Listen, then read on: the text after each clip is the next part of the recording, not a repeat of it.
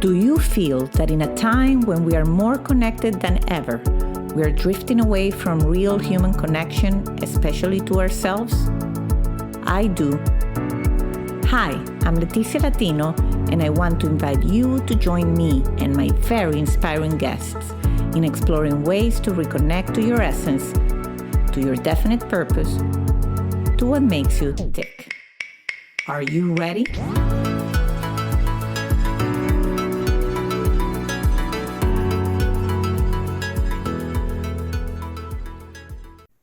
Hello, everybody, and welcome to a new episode of Back to Basics, Reconnecting to the Essence of You.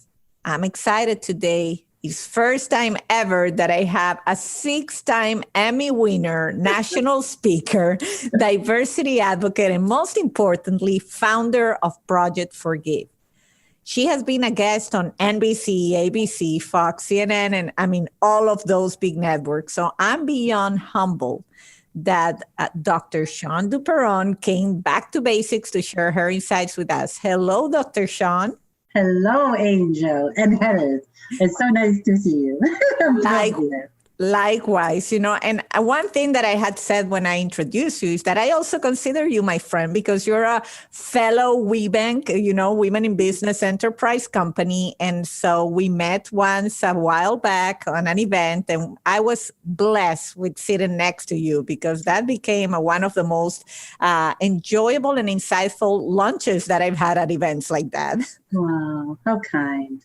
Yes, I remember it was a tough time because you had recently had, bad news in your family. I know personally, I don't want this to go on the sad note, but I know you've had, even during the pandemic, had to deal with a lot of grief and loss. So, but yet you always have an optimistic, cheerful, and you are funny. Isn't it that part with being able to embrace grief that allows you also access to joy? Because it's allowing all of it to come, allowing yourself to feel all of it. That is amazing. It's interesting you said that. I had a very good friend of mine just left the hospital. I myself just got news that I have I'm going to say a small skin cancer issue that I have to take care of. Yeah. And, in all the things that we learn from life, it's almost like we kind of learn that bad is not going to come our way. And that's pretty much the one sure thing we have when we are born is that bad things are going to happen to us. They are. Betrayed, loss of trust, losing people, getting sick, all of it. And we don't do well with it. Any thoughts on that? I know I'm getting deep very quick, but I think that's great. Take advantage of you. Yeah. So let me just preface it with this. Like what I've been dealing with is my mother recently passed. Just before that, my sister did. And just before that, my dad did. That is, wow. Yeah, I'm so sorry. I so appreciate you for that. I've been in this for a while. It all happened just before COVID hit, that my mother passed in January. And so I've been dealing with a lot of grief. And what's the biggest lesson that I learned? The biggest lesson that I've learned, Leticia, is I am a lovely person. My mother and my father and my sister created a lovely soul. My family created a lovely person. And I say that with humility. You can even feel my tears, right? Because I'm clear that my family wants me to be happy. And that's a journey I've been on this last year. Like, everybody's gone. Why am I the only one left? And, what right do I have deserve to be alive? And boy, my family love me. Oh my God. Yeah, I know. It's that a little bit of a survival's guilt. And I cannot even begin to think what you're going through, where your most loved people, the ones that have walked the path with you from the beginning, yes, are not there anymore. But I think the work you do, we obviously going to get there. And people that follow my podcast already notice I'm going off script with you. This podcast and this, I normally go back to like your childhood and how you got to be, how do you live a fulfilled life? But anybody that either knows you or is going to research you, they're going to know you're living the life you want. You're a passion. You found your passion. You know, you're the founder, among many other things, of Shawne TV, or Dr. Shawne TV, rather. There, and you have amazing content. You help people deal with forgiveness, right? And I love forgiveness. I love the conversation of forgiveness, especially in the workplace. Because as leaders, you know, we take risks all the time, Leticia. We take risks all the time. And it takes courage to take risks, because you're going to fail a lot as a leader. And how quickly, the game becomes, how quickly can you forgive yourself? And then, of course, forgiveness enfolds everything. It enfolds our children, our grandchildren, our bosses, our parents, our spouses, our partners. So forgiveness is a big deal. So I love the conversation of forgiveness. Oh, and it can go deep, because sometimes I think we need forgiveness in areas of our lives that we don't even suspect, you know, that we need forgiveness. Like, for example, I after working for 2 big corporate companies, I went to work for the family business, which is very different from what people think, you know, it is. And it has given me amazing flexibility and other things.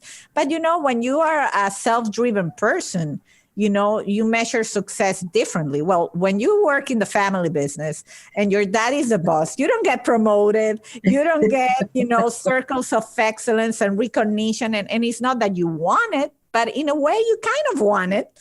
And, you know, in my case, it sounds stupid, but I had to learn to forgive myself, not to pursue in the full-on corporate life that I know I could have had. And that taking a very different approach, because then you say, well, what if? You know, you always have to deal with the what if, what would have happened. And I think that a lot of people think that it's a big items that you need forgiveness on. And there's small things in your life that make the difference once you learn to understand where they are. Yeah. Yeah. And it takes skill to be open-hearted to see what that is. You know, like, you know how it might show up? It might show up as impatience. Like if you find yourself in a workplace, whether you own your own business or you work for a company, that you get annoyed. Something's annoying you. And when you're open-hearted enough to dig deep into that annoyance to see what's really going on. Like I just got off a consult. I consult with the National Arab Orchestra, which is just wow, a joy. Okay. And what I'm not giving away any secrets, but I just want to say the issue that came up is one person wanted to go much faster because he already understood and he wanted to go over there. And I says, no, what you need to say right now to your team is I'm sorry for being so impatient. Because that's really what was going on. He was annoyed, they weren't catching on. And as someone on the team, he wasn't expressing it in a way that people could understand. And then he just got annoyed with them for not understanding. Yeah. And that's just part of being human and allowing yourself to lean into those lessons and lean in and listen to yourself. Like, what is actually going on here? And what was really going on? He was impatient. That's it. Wow. Sometimes it's so basic, right? It's and that's in a way why also this podcast is called Back to Basics, to learn to, you know, if we really strip down of all the labels and all the things, we will recognize either what's bothering us or what we have to work on. It's just really boils down to what you're passionate about or what worries you. And I know that these are very challenging times for a lot of people because COVID really has, disrupted us in every possible way. In business, I know you work a lot with fellow women-owned businesses and minority-owned business. So this is something that's I'm passionate about, as I'm sure you are. And you know, as women, we also deal with taking care of the families, and we have all so much more on our shoulders. And I'm not saying more than men, but we have a lot. Well, we multitask. We're different gender. We take on different things. And especially now, if you have school-age children, you got all that school stuff going on. Oh my gosh, I'm watching my daughter, who's a medical doctor, navigate all of this with her husband, and a lot of it is falling on her shoulders. And how do you navigate that as a woman and create boundaries and all that stuff? right? And it's very few times in my life I have said I'm officially overwhelmed. And I'm telling you that during the time, now my kids are back to school, but during the time they were online, at home, plus having to deal with the work and having to cook for, because normally your day goes different. I say I'm officially overwhelmed, and you have to find a way to deal with it. So what's your take on that? What's your advice when people tell you, this COVID thing is driving me crazy? Because I want to find a way to also provide tools for the listeners that are dealing with this. It's for me, it's really about allowing all the feelings to come up. Whether it's if you're feeling needy, like I'm feeling really needy, I'll say to my husband, I'm feeling so needy. Would you just come here and give me a hug? One of the things that's really helping me is taking a shower.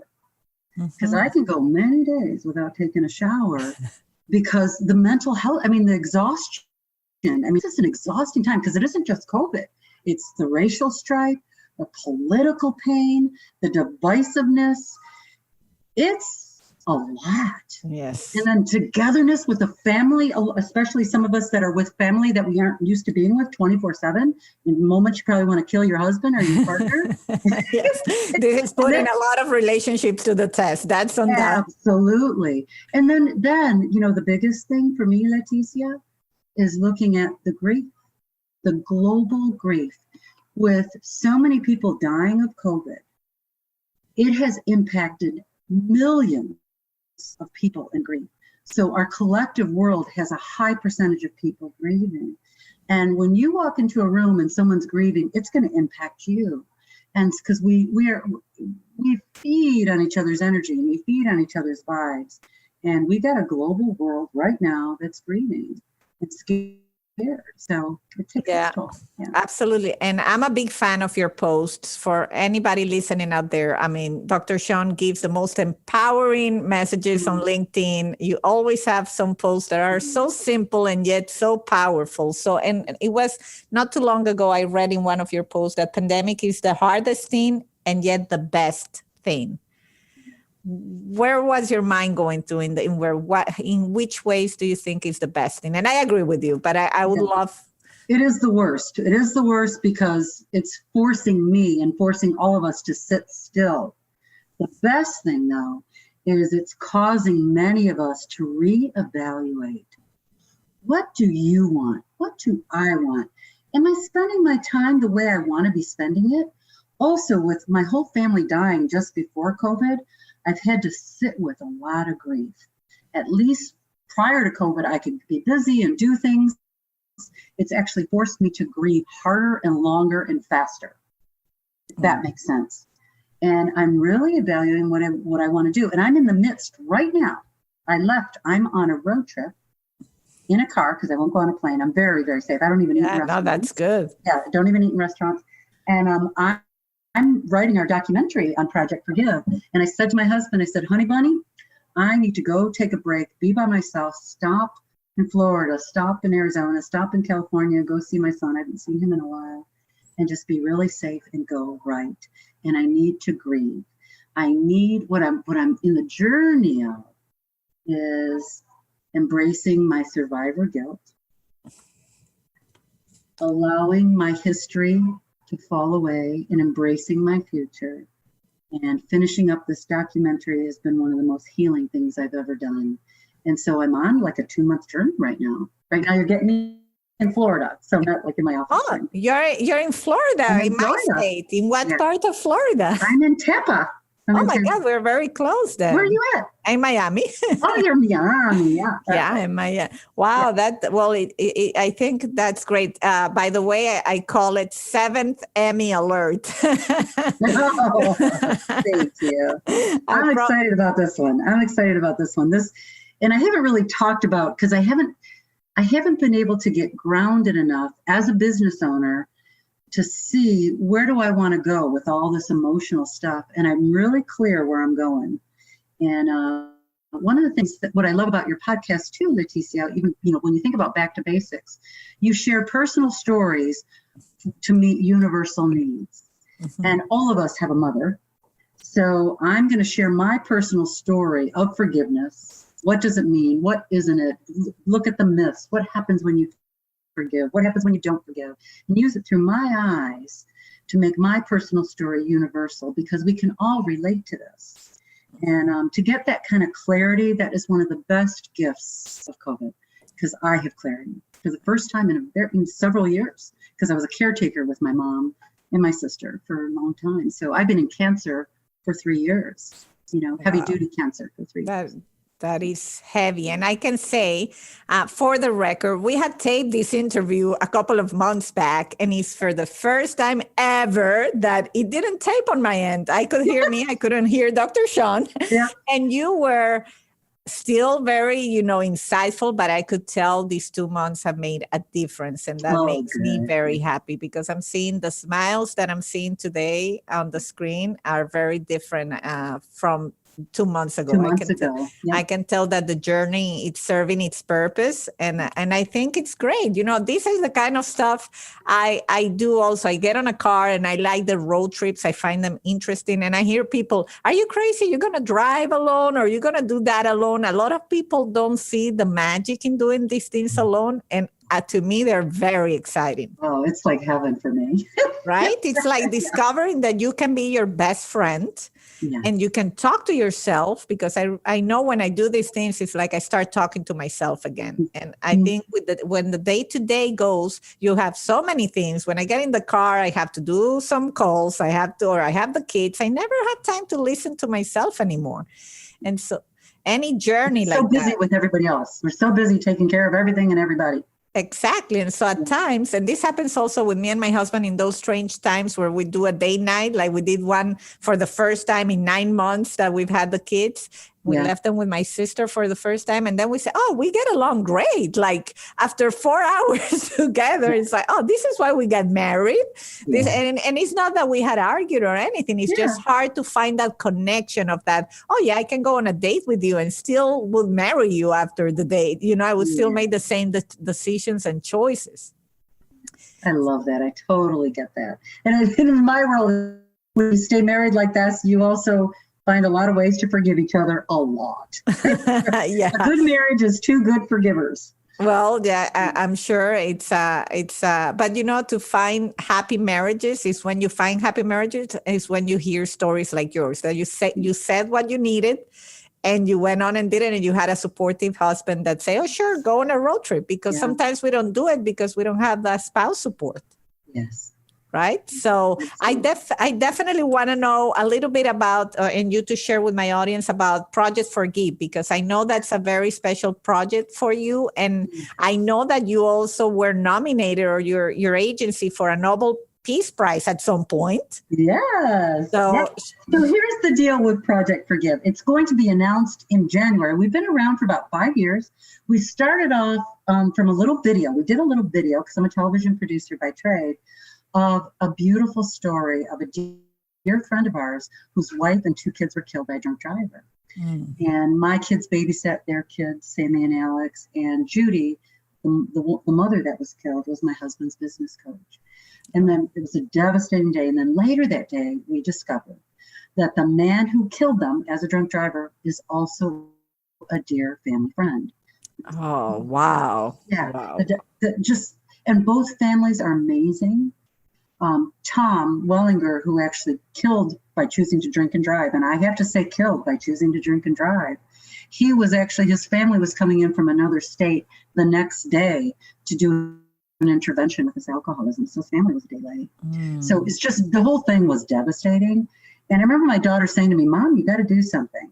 Do a movie, just do a little video. So I did a 5-minute video, went viral right away, and it was the exploration of forgiveness. How do you forgive when you're hurting? And it was a beautiful little video. And then what I saw is that people wanted a conversation of forgiveness. Now, I've been working in forgiveness for a long time, especially as a corporate trainer, especially with high-level leading. I work in high performance and in communication. And you screw up as a leader, and quickly do you forgive yourself? How do you lead teams? How do you receive an apology? All those things are part of leadership for me. So it was a no-brainer to start Project Forgive. So much has happened since we started this. I started putting together a movie, a documentary, then everybody got cancer, then COVID. One of the things that the way that our nonprofit was supported was through grants. And it was very important to me not to ask for donations. Not that we didn't receive donations. I didn't want to be a donated driven organization. It was a grant driven. But with COVID happening, our donations were very small to begin with. Our grants dried up. So we are shifting from a nonprofit. We're going to be going to simply being a movement, because my business has been hit by COVID. And I just didn't want to pay $100,000 a year to support the nonprofit, because that's pretty much what I was doing. So even that conversation, this is the first time I'm saying it publicly, Leticia. Oh, wow. Yeah. Come January, we will be an actual movement. So we'll no longer be, just our corporate structure is going to change. The movie's still coming out. We still do accept the apology you never received. It's just, it was time for me to let go of that. And I actually attribute that to my forgiveness with my movement. Oh, wow. Work that I've done with my mother, because I can't be the end all, the be all to everything. It's okay if I don't have two companies. It wasn't fun anymore like that. And we'll still go on with our mission. We'll still do what we're doing. We still give free stuff. It's all good. And to embrace that over these last few months, the lightness that you're feeling is that those decisions to okay, this isn't working. I can't keep putting out, $60,000, $80,000 a year to support a nonprofit, because it's not making sense. And to even vulnerably share this out loud has been a journey all on its own. And I'm feeling good with decisions, really beautiful decisions that are best for me, that are best for the movement, that are best for my company, my employees. And it takes courage to make really honest choices, Yeah, well, I commend you for that. I think that's a back to basics choice. And I think you said something very important. It wasn't fun anymore. And, I think that's something that I encourage all the listeners in all our conversations. We commit to a path, and sure, we want our commitment to that path to validate in the ways we dreamt about and how we envisioned them. But at some point, you have to come to terms with, well, this is not what I thought. And I'm not a failure for changing course. Actually, it's admirable that you have the ability to course correct on the go. And I think this is often people struggle with this. They see that course correction as a failure, and I see it as the victory that you were able to have that courage. And what if it can be both? I can accept that I failed at a nonprofit, because the truth is I did. I failed at running a nonprofit.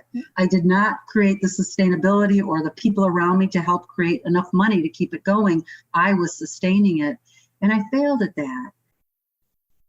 Got that. And what can I do now in my course correction, back to basics, to have me flourish again, to have the movement flourish, to be able to give away the free stuff, because I love giving away free stuff. That makes me happy. Okay. That's just good. You. Yeah. And to be able to do the course correct and see the victory of that. And that's how I've been dealing with COVID, Leticia, is embracing the light and the dark, my neediness and my powerfulness, my fear and my courage, my grief and my joy, my anger and my acceptance. These dichotomies that we all have as human beings, and all the feelings that go along that paradigm of these two extremes, because we're such complicated human beings, and we can have many feelings at once, and it's okay. I totally agree. I once heard that the most beautiful musical pieces have the major chords and the minor chords. Yeah. If you had a piece that only had major chords, which are the happy chords, it wouldn't be the pieces they are. It's not what makes it beautiful. What makes it beautiful is that the major and the minors are intertwined usually to create that beauty. And I think it was a priest that once said it, and that's how life is. It wouldn't be as beautiful if you didn't have the major and the minors. Even when the minors come is hard and how to deal with them. But, I think that the vision of the movement is really what excites you, for what I can tell. So in that sense, I don't see it at all as a failure. I see the movement keeps going, and that's the important thing. And the mission of forgiveness and apologizing when feels right, I think it's a very, very good one.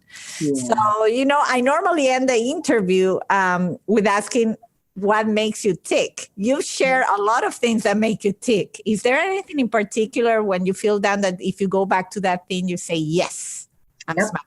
Yep, it's the apology you'll never receive. When I'm working with someone or someone's in my life that they're never going to apologize and they're being a jerk, that I can, in my mind's eye, pretend they're apologizing to me because neurologically in my brain pathway, it feels like an apology, and I shift. The power is always here. I get to choose how I'm going to act or react. And if someone's a jerk, I can pretend they're apologizing to me in my mind's eye and accept the apology I'll never receive because they're not apologizing. And I can shift me on a dime. That is powerful to me. That's what makes me tick. Oh, well, that's powerful to me too. And I'm sure a lot of people out there are going to pick that one nugget of wisdom and start implement it. And, I want to thank you from the bottom of my heart. You're in the middle of your, road trip, documentary, doing so many things and you showing up and support my podcast and talk to the audience. It really means the world. And it's people like you that make, others, this inspiration of paying it forward and putting it out there and support someone else. It's really meaningful. So thank you so much, Dr. Shawne. Oh, my pleasure, dear Leticia. It's been a joy here. Thank you for having me. Thank you so much. Take care. You've been listening to Back to Basics.